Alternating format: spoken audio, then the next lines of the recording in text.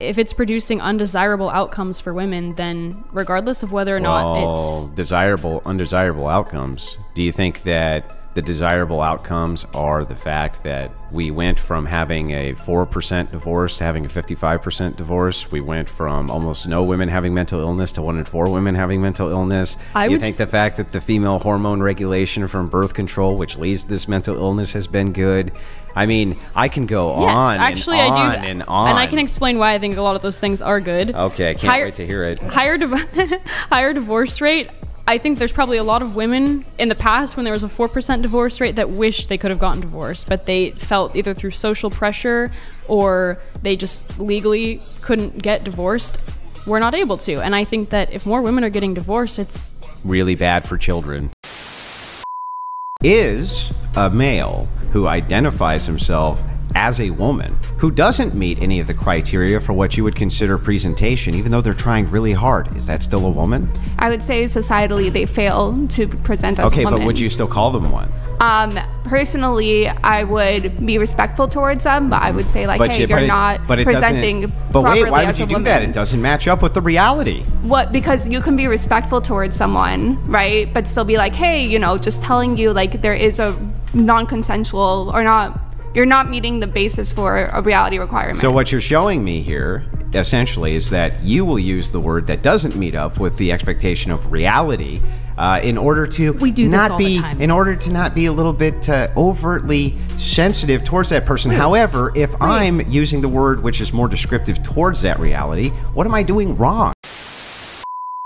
Do you think, generally speaking, that an infant requires more attention than a 12-year-old? What? Okay, so what do you do in the... Hold on. Attention, but not more. Just answer the question. How hard could this be? Answer the question. What do you do in the summer then? What do you do in the summer then? So I'm gonna have that 12-year-old the whole summer, right? I'm gonna have that baby the whole summer, right? I'm gonna have that 10-year-old the whole summer, right? Answer the question. I already answered it 3 times. I said no. Then just say yes. No. I said no like 3 times. Okay, I think you need to clean your fucking then that's 3 times that you're delusional. Oh my God. So you're 3 times as delusional as you were the first time you said it. How could you possibly believe that an infant requires less attention than a 12-year-old? If your son came to you and said, Mom, I'm going to marry a worker, what would your advice to him be? Follow your dreams, my son? My advice to my son, if he wanted to pursue a worker, was, does she have an exit plan? What is y'all's long-term goals? Do you support this?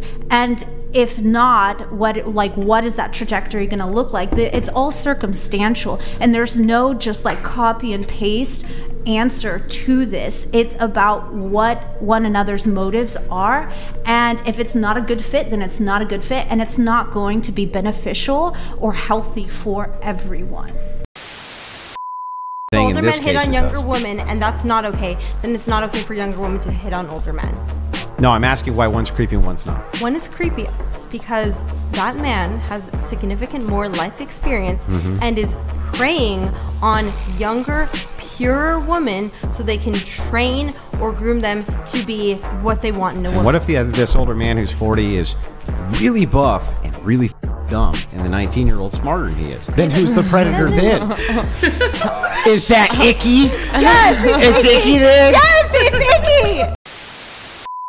If a woman's happy in her marriage, even if there's incentives, she's gonna stay. Or the problem is either that she's actually miserable because of the way he's treating her, or there's something wrong with her. Correct. The logical extension of this would be then that you actually believe that women are initiating most marriages because there's nothing wrong with them, but because it's men's fault. No, I think a lot of women get married too soon.